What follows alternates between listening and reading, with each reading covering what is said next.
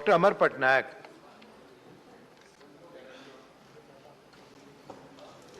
Sir ये जो NRLM scheme है उसमें महिला SHGs को काफी लाइवलीहुड ऑप्शंस के लिए, लाइवलीहुड एक्टिविटीज के लिए लोन दिया जाता है। बट आजकल ये लाइवलीहुड ऑप्शंस का चॉइसेस जो है वो बढ़ गया है। For example, young girls now want to learn about computer training. They want to set up a kiosk. लेकिन जो kind of livelihood options that are being given currently वो सब उसी में सीमित है कि सिलाई मशीन या it is a candle making unit। तो मेरा सवाल ये है कि what are the kind of skill training programs that are being imparted under the NRLM to these women SHG groups, enlarging their scope for livelihood from the market? Thank you. इसमें उपसभापति महोदय, माननीय सदस्य को बताना चाहूंगा, आर सेक्टी से हमने सेल्फ हेल्प ग्रुप को जोड़ा है। वो जो एंटरप्रेन्योर DDU GKY से जुड़े हुए हैं, लेकिन आर सेक्टी के साथ ज्यादा जुड़े हुए हैं। और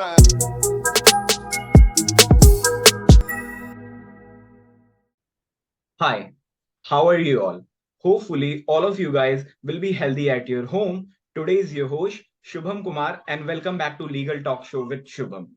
Today is a very great day for me, as well as today is a very special day for me. Like today, respected Amar Patnaik sir is present among us today, and he's an former Indian audit officer under the CAG, and he was an graduated from St. Stephen's College.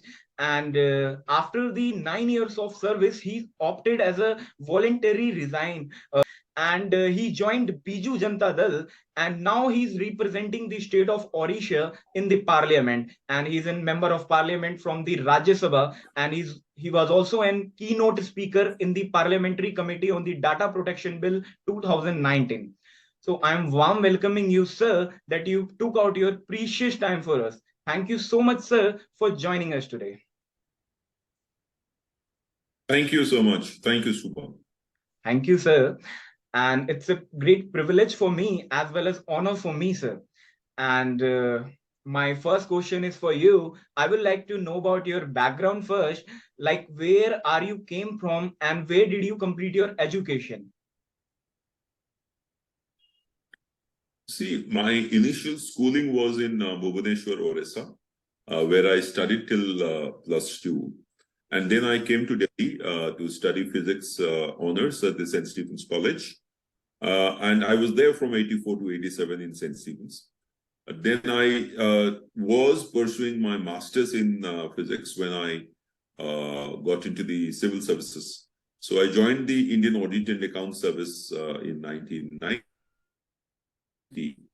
and was there for about 28 years till I took voluntary retirement. In between, I spent a year also in the law faculty, the campus law center, trying to do an LLB. I could not do it because I had to join the civil services, but I did complete a law course later in the service from Odisha. Thank you, sir, for sharing your beautiful journey. What was the time that you think you should go ahead and become an officer? Okay, so no, right at the time when I was doing my graduation, yes, I had thought that one of the ways to serve people is through the Indian Civil Service. So that's when I made up my mind to write the civil service examination, but that was after graduation. In 87, I graduated, and while doing the master's degree, I decided to write the examination.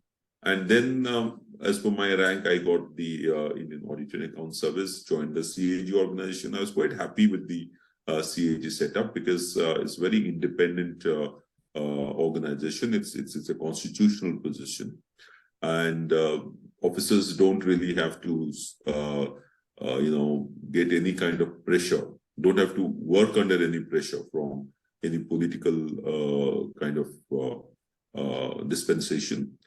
The advantage of working in the audit department is also that you get to know about all departments of government, whether central or state government, because you are auditing almost everything. You are auditing the railways, you are auditing the postal, you are auditing the telecom, you are auditing the ships, you are the ports, the airport authority, the land authority, the railways. So it gives you an immense, canvas of knowledge. And that is what I think was very satisfying. Sir, your journey is definitely amazing and definitely inspirational. Like you did a lot and you worked for it and you achieved it, sir.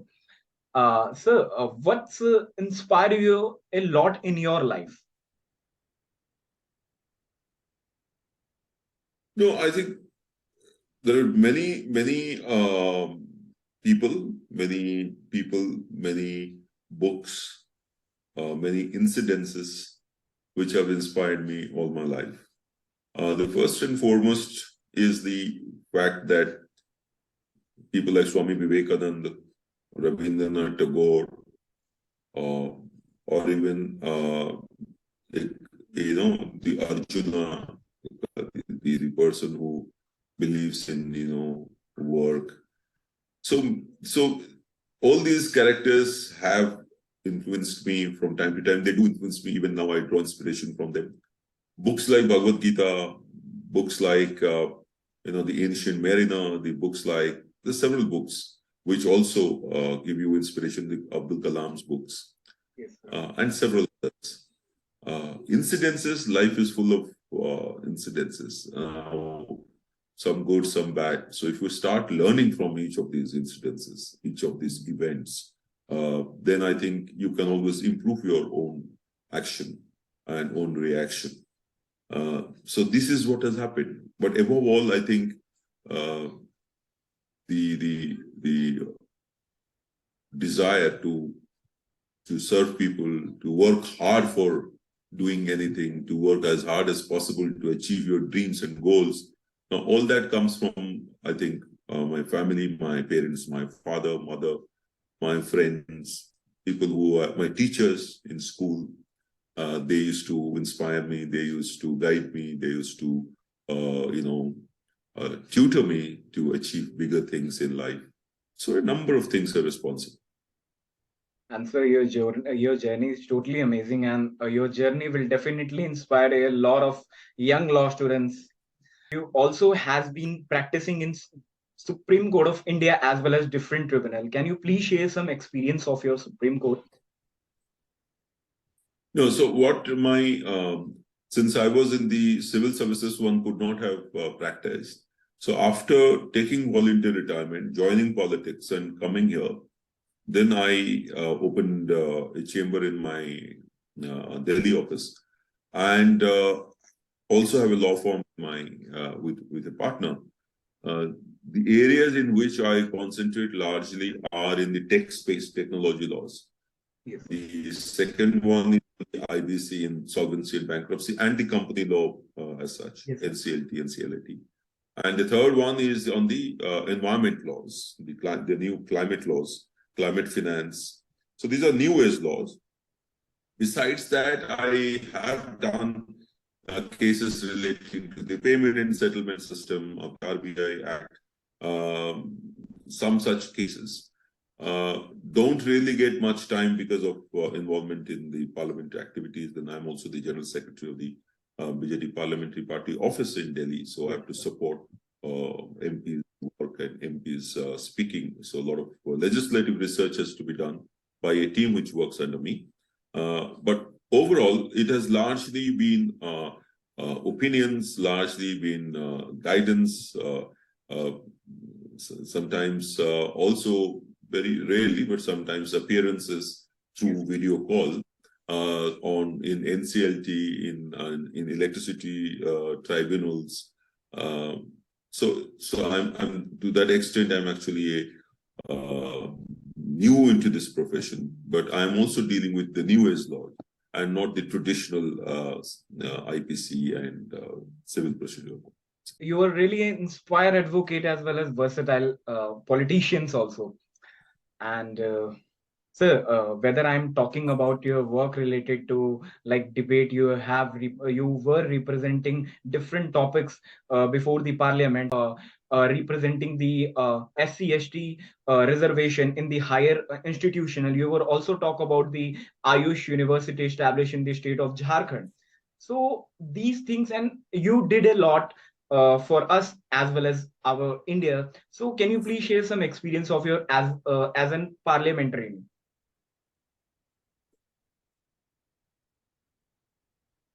So Parliament work has been very exciting. I raised issues across a number of areas. Besides talking about the state economy, poverty, inequality, climate, environment, even the anti-doping law, I have spoken on. The Airport Regulatory Authority Act, I have spoken on. Population control in a private member bill. I've spoken about Ayush Ministry. My maiden speech was on the demand for grants of the Ayush Ministry. So initially, of course, one was daunted by the sight of so many luminaries, parliamentarians of standing in the House. But one has now learned to contribute to the parliamentary proceedings, to democracy per se, and both in terms of knowledge, in terms of experience as well, whatever I have, and also in the committees of parliament, where you have to substantially, you can make substantial contribution because you have time to deliberate.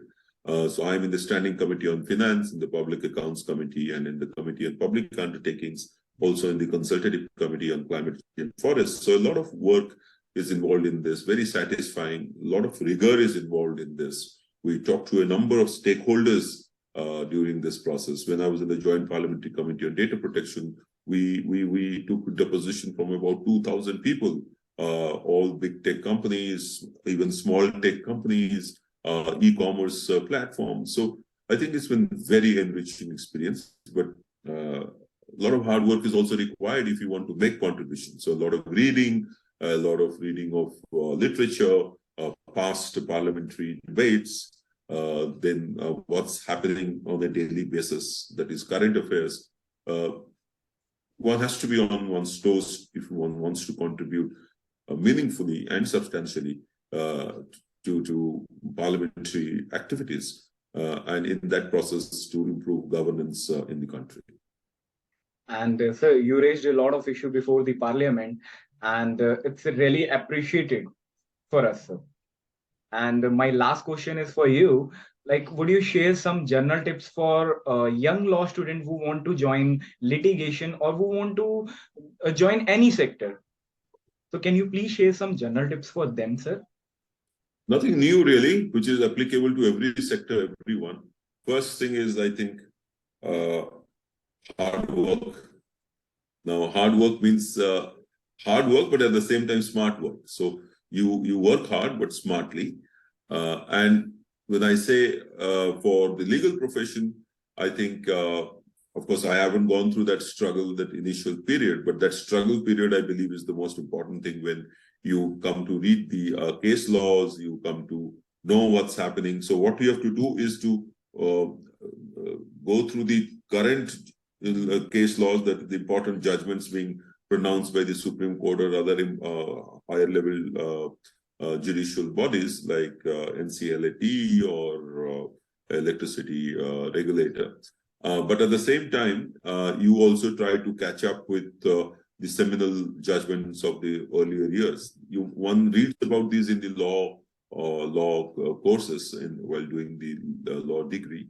But I think, to read it again and again makes you understand the legal angle over there, the interpretation done by the judges at that time, maybe the current interpretation given the current environment could be different. And if it comes up before the court, then someone might interpret it differently. Basically, you have to enjoy the profession.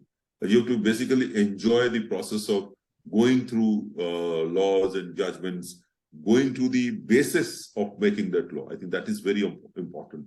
Why was a law made? The statement of objects. Why was a law made by the parliament? Now, if you understand that, then I think your interpretation of the various sections and clauses becomes better, and you can represent your client better.